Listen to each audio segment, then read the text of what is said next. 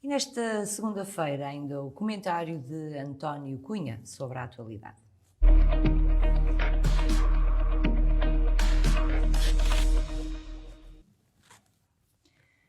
E na atualidade, claro está, o conflito Rússia-Ucrânia, a guerra na Europa, fruto de um ato de delírio imperialista de Putin, com consequências imprevisíveis. É assim que diz António Cunha. Boa noite, doutor. Muito boa noite. Começamos pela reunião desta tarde. Efetivamente, ambas as partes, Rússia e Ucrânia, encontraram-se no sentido de negociarem uma tão desejada paz, pelo menos desejada pelo resto do mundo, não é? Pela Europa e também pelos Estados Unidos. Logicamente que nesta reunião não houve, havia muitas expectativas, mas ficaram frustradas, não é? Não se chegou a qualquer tipo de acordo. Muito boa noite. É assim, eu não tinha grandes expectativas, sinceramente. Portanto, uma reunião, um encontro em que dois inimigos se reúnem para falar, para pelo menos se chegar à paz, mas continuam no terreno os combates, para mim era uma espécie... deveria ter existido aqui um cessar-fogo, não é? Exatamente, para mim é um nado morto. Dali sairia muito pouco e de facto não saiu quase nada. A Rússia diz que há pontos em comum, a Ucrânia diz que não chega a acordo, que não chegou a acordo algum e portanto vai haver uma outra reunião que não tem data marcada e portanto estamos perante uma situação grave, desde o final da Segunda Guerra Mundial que não tínhamos alguém que com poder militar invade outro Estado soberano contra todos os cânones da ordem internacional, uma clara violação da ordem internacional. Quer dizer, Putin de repente lembra-se no seu delírio, como disse há pouco, imperialista, de invadir a Ucrânia. E, portanto, eu volto a dizer, vivemos realmente tempos pesarosos, tempos cinzentos, não sabemos o que é que vem aí. Mas ainda não se sabe muito bem o que é que esteve em cima da mesa esta tarde, pois não? Logicamente que a Ucrânia quer que a tropa russa saia do território, não é? O ponto de negociação que Zelensky leva, ou mandou levar para as mesas de negociação, era que a Rússia retirasse de todo o território ucraniano, inclusive da Península da Crimeia e das autoproclamadas repúblicas. Portanto, por isso é que o senhor diz que não tinha grandes expectativas, que não, para os russos é impensável. Sim, é impensável, porque Putin acha que, isto é do meu ponto de vista, e perdoe-me a expressão nós temos que olhar para... Eu não sou psicólogo, nem muito menos psiquiatra, mas nós temos que ver que Putin não fala a mesma linguagem dos líderes modernos.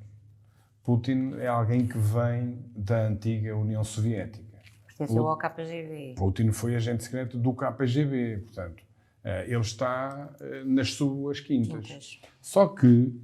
Conhece muito bem os meandros da guerra, não é? Conhece. Ao contrário do presidente da Ucrânia, que efetivamente vem, isto só a título mesmo de curiosidade, era ator, vinha da comédia e tem demonstrado ter efetivamente coluna vertebral neste processo. Coluna vertebral, liderança, carisma, coragem e realmente...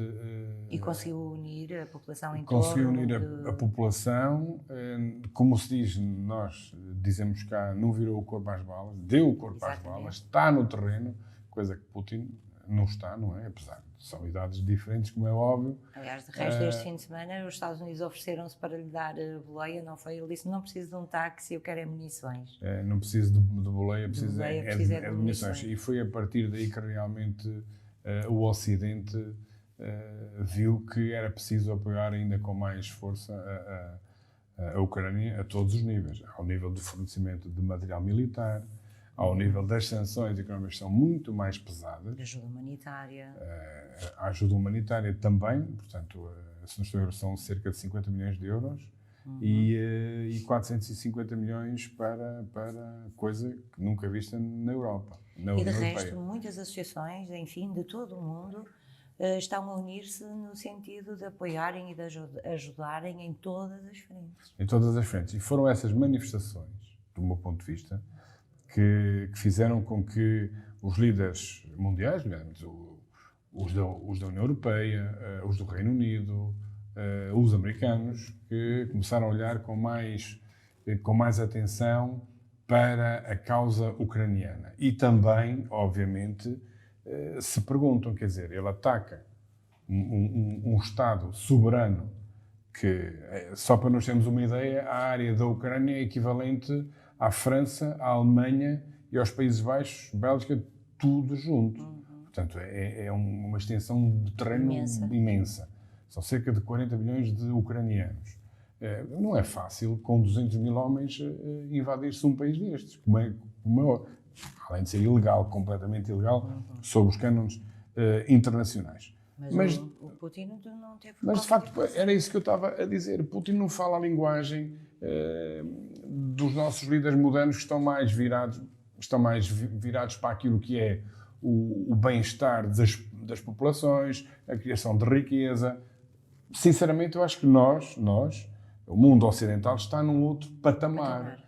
E o que é que a Ucrânia quer? A Ucrânia está a ser invadida, está a ser atacada, porque quer pertencer à Europa, porque quer fazer parte da NATO e porque quer, se calhar, em vez de... quer ter um modo de vida europeu, evoluído, civilizado, em que a linguagem seja outra que não a guerra. Não é do velho comunismo, não é? Exatamente, portanto... que, no fundo, o Putin o que pretende é voltar à União Soviética, digamos, em termos São de aqueles ideais. tiques imperialistas. E repara uma coisa, eu queria deixar isto aqui claro. Nós estamos a falar de Putin, não estamos a falar do povo russo. Sim, porque há muitos russos que se têm manifestado. Não, a população russa está completamente enviesada por uma comunicação do Estado que é controlada e que só sai manipulada, que só sai aquilo que o Putin quer. Portanto, isso para mim é claro. Aliás, mas independentemente disso, já há muita gente a manifestar-se e muitos têm sido detidos. Sim, já foram presos cerca de 1.500, pelo menos 1.500 manifestantes em várias cidades, em Moscou e em São Petersburgo, que foram presos. Portanto, agora, o que nós temos que ter a noção é de que isto está premeditado, do meu ponto de vista, há muito tempo. Há muito tempo. E a análise tem sido feita. Nós se olharmos para aquilo que tem sido a postura da Rússia com aquilo que fez na Crimeia, com aquilo que fez ao reconhecer, aliás, há uma semana precisamente... A independência dos territórios... Claro, portanto, ele nunca escondeu o seu objetivo de expansão territorial russo. Portanto, e ele aí foi usando todos os recursos que tinha, políticos, económicos e bélicos. Portanto, não é... Mas de qualquer forma a Rússia também está aqui a sofrer grandes baixas e vai sofrer e muitas consequências, até por causa do posicionamento da Europa e dos Estados Unidos, por causa do não posicionamento da China, não é? Que se tem mantido aqui... A China está com um pé dentro e com outro fora, não é? Porque a China sabe que também tem muito a perder. A economia mundial arrefece e a economia da China também arrefece, que é altamente exportadora. Em termos económicos, a Rússia vai passar aqui por um período muito negro. Claro, veja-se o que é que aconteceu hoje. A Bolsa Russa portanto, não abriu. Já bancos a moeda desvalorizou muitíssimo. E, portanto, economicamente, estas sanções, é evidente que não é o Putin que vai ser o prejudicado. Os oligarcas vão ser prejudicados em parte, porque quem tiver dinheiro, quem tiver propriedades, imóveis ou móveis, vão sofrer com isto tudo. No Ocidente, isso está tudo congelado. O espaço aéreo está proibido para a aviação russa, comercial, militar, tudo. Aliás, até fiquei bastante satisfeito há pouco, quando vinha para cá, em ouvir que a própria Suíça, que é um dos oligarcas russos, tem a maior parte do dinheiro, foi, digamos, está com a União Europeia nas sanções.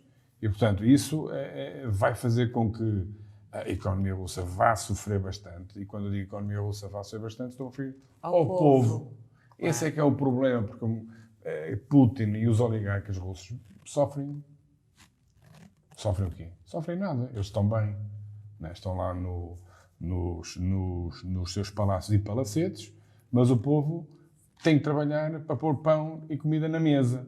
E isso vai começar a falhar, porque quando deixar de haver dinheiro nos multibancos... E pode o feitiço virar-se contra o feitiço. Quando os imigrantes russos que trabalham no mundo ocidental querem enviar dinheiro para os seus pais, para os seus avós, para as suas famílias, não conseguem. Porque, pronto, houve uma medida que vai ser aplicada, ser retirada do sistema de pagamentos internacionais, o SWIFT. Isso é uma martelada, mas forte. Agora, há uma coisa que nós também temos que saber. Isto não vai doer só do lado russo. Também vai doer do lado europeu, do lado americano. Mas nós, europeus, americanos, o mundo ocidental tem que estar disposto a pagar este preço. Porque... E não acha que está? Nós estamos. Eu acho que sim. Aliás, nós temos... O problema é a questão do fornecimento de gás, não é? Sim, mas aí vamos ter que... Aí vai ter que ser arranjar outra coisa e se calhar Portugal até pode ser através do... Mas o que demorará cerca de 1 ano e meio daquilo que percebi, 1 ano e meio. Mas é esse sacrifício que nós temos que fazer em prol da liberdade. E estarmos preparados para eventuais situações no futuro, não é? Evidente, porque senão quer dizer, se o mundo ocidental assobiasse para o lado, relativamente a esta tragédia que está a acontecer na Ucrânia, haveria o risco de, no futuro, acontecer... Quer dizer, onde é que Putin iria parar? Ou outro qualquer que surja interessante. Portanto, agora, é preciso vermos que positivamente a União Europeia dá uma resposta sem precedentes, nunca tal tinha sido feito. A própria Alemanha, que desde a Segunda Guerra Mundial nunca o tinha feito, porque também estava proibida por tratados, fornecer material bélico à Ucrânia. Portanto, a Europa uniu-se e era isso que Putin não estava à espera. Putin não estava à espera que... Nem da resistência dos ucranianos. Não estava à espera de uma união tão forte entre os Estados... Ele não estava à espera, era que o presidente ucraniano, Zelensky, tivesse... A coragem que tem demonstrado. Tivesse a coragem, o carisma que realmente tem. Porque ele está a liderar, ele está no teatro de guerra. Ele está no terreno. Portanto, e aí isso dá uma força à população, uma força ao exército. Aliás, há pessoas com mais de 62 anos a regressarem à Ucrânia para irem combater. Sim. Portanto, isto é qualquer coisa de assinalável. E quando um povo, e o povo ucraniano, aliás, deixem-me só fazer este parênteses, quando... o povo ucraniano começou a emigrar para cá no início deste século. Sim, nós temos muitos ucranianos. Temos, eu lembro-me disso, mesmo na escola, tínhamos alunos que vinham, famílias trabalhadoras, resilientes, inteligentes, com uma cultura muito acima da média, que vieram alavancar muito a nossa economia também. E, portanto, agora nós vemos a força que este povo tem, de resistência, de resiliência perante um tirano, que as coisas não estão a correr bem de tal forma que ele já passou para um outro nível de ameaça, já assinou com a ameaça nuclear. Portanto, nós estamos perante aqui... O senhor acha que é só mesmo para assustar ou que existe essa possibilidade de ele avançar nessa área? Temos a questão de Chernobyl, não é? Onde eles também estão posicionadas algumas tropas e, eventualmente, até mesmo sem ser do propósito, poderá haver ali algum acidente e termos aqui uma catástrofe em Chernobyl. Pode acontecer isso. Mas também temos a questão do todo armamento nuclear que eles têm à sua disposição. Claro que sim, e repara uma coisa, isto faz menos sentido ainda. As alegações e as justificações que Vladimir Putin dá para ter invadido a Ucrânia faz menos sentido porque a Ucrânia nem potência nuclear é. Pois não. Portanto, quando nos vem assinar cá com a NATO é uma estrutura de defesa, de manutenção de paz. Vai para a guerra quando é preciso ir. Pois, mas por isso mesmo Portanto, é que também ainda não foi, não é? Portanto, exatamente. Aliás, veja-se que do lado americano, e repare, os americanos são responsáveis por 70% do esforço de guerra e do esforço de material que a NATO tem. Né? 70% cabe aos americanos. Houve um desinvestimento da parte dos americanos na própria NATO, porque viram que os outros países não investiam tanto. Não investiam. Eles pediam, se não estou em erro, que dos orçamentos dos países que fazem parte da NATO, que 2% fosse para esforço não é de guerra, mas de investimento na NATO, em material para que depois é posto à disponibilidade à disposição da própria NATO. Portanto, eles aí recuaram um pouco. Agora, com este contexto de guerra na Europa, coisa que já não se vê desde 1944. Sim, desde a Segunda Guerra Mundial. Exatamente. Portanto, isto veio aqui, teve dois efeitos.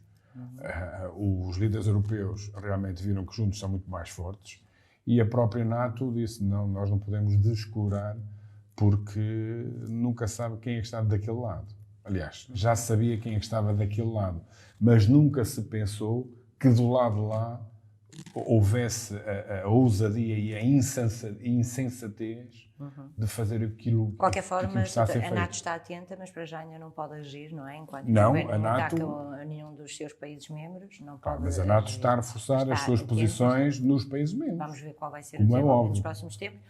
Já ultrapassamos muito o nosso tempo. Já? Mas só dizer aqui em Portugal, relativamente a Portugal, cá os portugueses também estão muito unidos, os partidos políticos também. Aqui uma pequena exceção para o PCP, que tem a sua própria posição, talvez mercê das raízes históricas que tem relativamente à União Soviética. Mas mesmo pelas raízes históricas, para mim é um paradoxo. Porquê? Porque então Vladimir Putin apoia a extrema-direita, coisa que o PCP critica muito, veja-se a luta que foi, luta entre aspas, durante a última legislatura e durante as últimas eleições contra a extrema-direita. Alguns grupos nazis.